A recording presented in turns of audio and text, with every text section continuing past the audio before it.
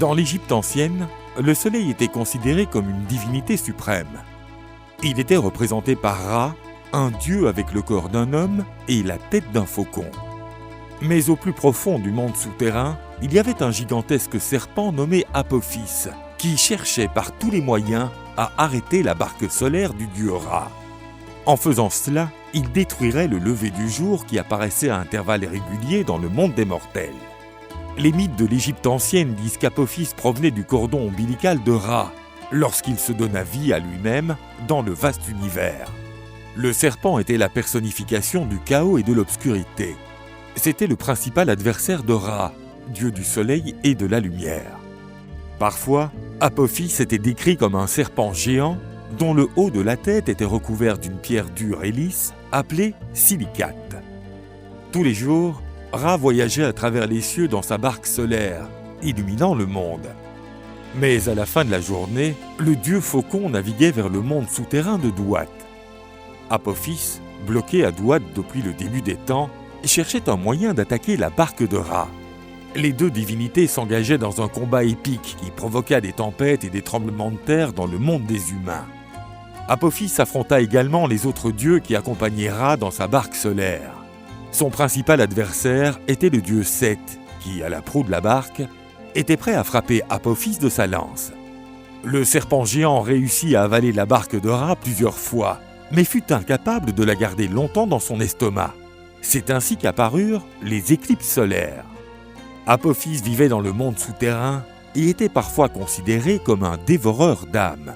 C'est pourquoi les morts avaient également besoin de protection face à lui. Parfois, on pratiquait des envoûtements pendant les funérailles pour éloigner le serpent. Les prêtres égyptiens organisaient des rituels pour maudire Apophis et bannir sa présence malicieuse du monde.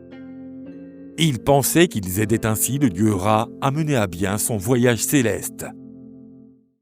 Le monstre démoniaque était lui aussi une créature particulièrement crainte par les Égyptiens de l'Antiquité.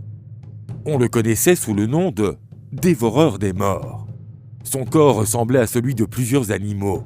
Il y avait les pattes avant du lion, les pattes arrière de Hamout l'hippopotame et la tête d'un crocodile surmontée de la crinière d'un lion. Hamout était une divinité funéraire qui vivait près des balances de la justice de la salle des deux vérités dans le Duat, le monde souterrain égyptien. Le dieu Anubis pesait là les cœurs de toute personne décédée pour décider qui méritait d'aller au paradis ou d'être puni. Le cœur était placé sur un côté de la balance et de l'autre côté se trouvait la plume de Mahat, déesse de la vérité, afin de peser le poids de l'organe. Si le cœur était plus léger que la plume, l'âme de la personne décédée pourrait se diriger vers Osiris et entrer dans l'Iyaru, le paradis des Égyptiens. Mais si le cœur était lourd à cause des péchés qui le plombaient, il était considéré comme impur. Hamout dévorerait ainsi l'organe et la personne jugée ne pourrait pas poursuivre son existence. Lorsqu'Hamout aurait avalé son cœur, l'âme de la personne décédée ne trouverait jamais le repos. Cela était considéré comme une seconde mort. En raison de son caractère cruel et animal, Hamout n'avait pas de temple ou de culte qui lui était dédié. Il symbolisait tout ce que craignaient les Égyptiens. Il représentait la menace d'être emprisonné dans la souffrance éternelle s'il ne vivait pas une vie honnête et humble. Hamout représentait la justice et la vie éternelle. Tout le monde, riche ou pauvre, serait jugé de la façon égale à la fin de sa vie. Toutes les créatures mythologiques n'avaient pas une apparence grotesque ou surnaturelle. Certains avaient une forme plus simple, mais cela limitait aussi leur pouvoir. Bénou faisait partie des divinités les plus anciennes d'Égypte et était lié à la création et la Renaissance. Ce fut une source d'inspiration originelle pour des légendes développées dans diverses cultures. Habituellement représenté sous la forme d'un gigantesque héron portant une couronne de pharaon, Bénou, comme le dieu Ra, était un être auto-créé dont le rôle était important dans la création du monde. Un mythe ancien disait que Bénou avait flotté sur les eaux de Noun, l'océan primaire qui existait avant la création, heurtant une roche et poussant un cri qui déterminerait la nature de sa création. Bénou était considéré comme immortel, capable de se renouveler périodiquement.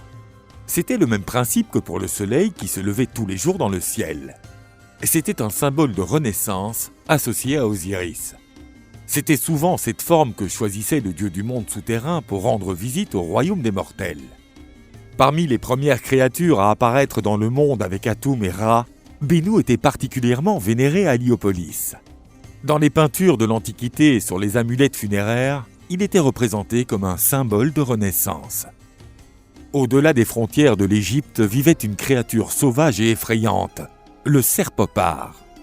C'était un monstre, avec le corps et la tête d'un lion ou d'un léopard, et un long cou qui ressemblait au corps d'un serpent. Le Serpopard faisait aussi partie des mythes mésopotamiens, où il était représenté comme une lionne avec un cou exceptionnellement long. Dans l'Égypte de l'Antiquité, les Serpopards étaient les agents du chaos. Ils étaient souvent représentés par paires dans les peintures et les hauts-reliefs, en train de chasser des animaux ou leurs coups entrelacés. Les Serpopards jouaient un rôle important au sein des concepts religieux de la Haute et la Basse Égypte. C'étaient des animaux associés à la protection et à la royauté. L'image de cette créature étrange était appliquée sur les ustensiles ménagers par la noblesse égyptienne et les pharaons. Parmi les autres créatures hybrides de la mythologie égyptienne, il y avait le griffon. Même s'il faisait aussi partie des mythes d'autres peuples en Grèce et en Mésopotamie, la tradition égyptienne lui a prêté des traits uniques, notamment son corps ressemblant à celui d'un chien et sa tête de faucon. Le griffon égyptien pouvait prendre des formes et des tailles diverses. Certaines représentations lui donnent des ailes, un corps ressemblant à celui d'un léopard, ainsi qu'une tête humaine basée sur son dos. Dans d'autres mythes, le griffon était décrit comme un serviteur d'Horus, représentant le pouvoir du dieu sur terre et dépeint comme le responsable de l'application de la justice divine. Comme le Serpopard, le griffon avait aussi des fonctions protectrices et pouvait éloigner les actes malicieux des démons et autres créatures diaboliques. Le griffon semblait avoir adopté le statut d'animal héraldique du pharaon et apparaissait régulièrement dans les documents officiels. Les statues de sphinx sont des symboles incontournables de l'architecture égyptienne. Le plus célèbre d'entre eux est le grand sphinx de Gizeh. On pensait autrefois que ces créatures mystiques étaient réelles, avec un corps de lion, une tête d'être humain et parfois des ailes de faucon. Le mythe du sphinx atteignit la Grèce antique, où ces créatures étaient représentées avec une tête de femme, la partie inférieure du corps d'un lion et les ailes d'un oiseau. Les Grecs les considéraient comme des créatures perfides et sans pitié, tuant tous ceux qui ne pouvaient répondre à leurs énigmes. On trouve une version mortelle du sphinx dans le mythe d'Œdipe, dans la mythologie grecque. Pour les Égyptiens, le sphinx était considéré comme bienveillant, même s'il avait une force sans égale et une personnalité féroce, comme dans la version grecque malveillante. Dans les deux cas, il s'agissait de gardiens pour l'entrée des temples. Dans le mythe le plus connu comprenant des sphinx, la déesse Héra fit appel au sphinx qui vivait à proximité du Nil, dans la Haute-Égypte.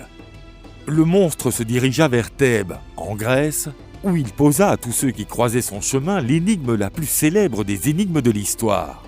Quel animal marche le matin à 4 pattes, l'après-midi à 2 pattes et la nuit à 3 pattes? Il étranglait et dévorait quiconque ne pouvait lui répondre. Et cela jusqu'à ce qu'un roi légendaire nommé Œdipe résolût l'énigme. C'est un homme, car il rampe à 4 pattes lorsqu'il est enfant, marche sur ses 2 pieds lorsqu'il a grandi, puis utilise une canne lorsqu'il a atteint un âge avancé.